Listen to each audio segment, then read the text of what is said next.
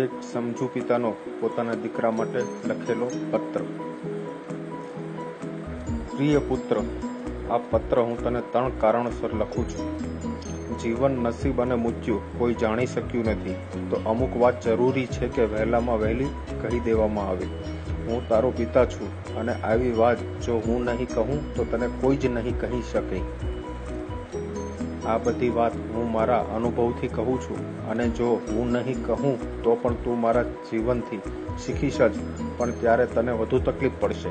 કદાચ સમય પણ નહીં હોય. જીવન સારું ને શાંતિથી જીવવા આટલું જ કરજે. જો કોઈ તારી સાથે સારો વ્યવહાર ના કરે તો મનમાં ના લાવીશ.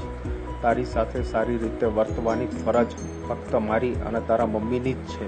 બાકી દુનિયાનો કોઈ પણ વ્યક્તિ તને દુઃખ આપી શકે છે, તો એના માટે માનસિક રીતે હંમેશા તૈયાર રહેજે. કોઈ પણ તારી સાથે સારું વર્તન કરે તો એના આભાર વ્યક્ત કરવો અને હંમેશા સાવચેત રહેવું. આ દુનિયામાં મારી અને તારા મમ્મી સિવાય બધાનો સારો વ્યવહાર પાછળ કોઈ હેતુ અથવા સ્વાર્થ હોઈ શકે છે. ઉતાવળમાં કોઈને પણ મિત્ર માની લેવાની ભૂલ ના કરતો.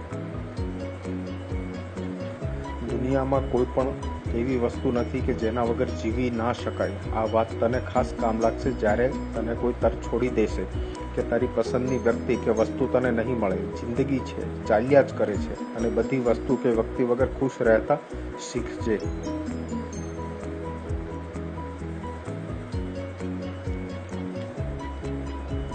જિંદગી ટૂંકી છે.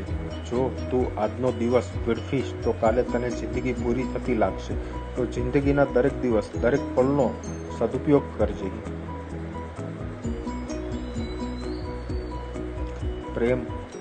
પ્રેમ બીજું કંઈ જ નથી પણ એક બદલાતી લાગણી જ છે, જે સમય સંજોગો સાથે બદલાતી રહે છે.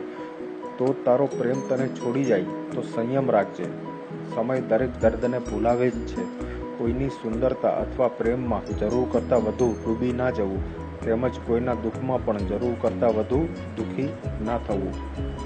અભ્યાસમાં ઘણા નબળા માણસો પણ સફળ બન્યા છે, પણ એનો મતલબ એ નથી કે અભણ કે અભ્યાસમાં નબળો માણસ સફળ જ થાય. વિદ્યાથી વધુ કશું જ નથી. ભણવાના સમયે ધગશથી ભણજે. હું નથી ઈચ્છતો કે એવી નથી આશા રાખતો કે તું મને મારા વૃદ્ધ સમયમાં મદદ કરે અથવા હું પણ તને આખી જિંદગી સહારો આપી શકીશ કે નહીં. મારી ફરજ તને મોટો કરી સારું ભણતર આપી પૂરી થાય છે. એ પછી તું લિમોઝિન કે BMW ફરીશ કે પછી સરકારી બસમાં, એ તારી મહેનત અને આવડત ઉપર આધાર રાખે છે. તું તારું વચન હંમેશા પાળજે, પણ બીજા એમનું વચન પાળશે જ એવી આશા ન રાખતો. તું સારું કર પણ બીજા સારું કરશે જ એવી આશા પણ ન રાખવી. જો આ વાત તને સમજાઈ જશે તો તારા જીવનના મોટા ભાગના દુઃખ દૂર થઈ જશે.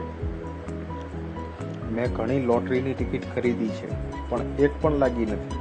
જીવનમાં એમ નસીબથી જ અમીર થવાતું નથી. એના માટે ખૂબ જ મહેનત કરવી પડે છે. તો મહેનતથી કોઈ દિવસ ભાગતો નહીં. જીવન ખૂબ જ ટૂંકું છે અને કાળનો ભરોસો નથી. તો જેટલો વધુ સમય આપણે સાથે વિતાવી શકીએ વિતાવી લઈએ, કારણ કે આવતો જન્મ તો આવશે જ, પણ એ જન્મમાં આપણે મળીશું કે નહીં તે ખબર નથી. તો આ જન્મમાં વધુમાં વધુ સમય પરિવાર સાથે વિતાવીએ.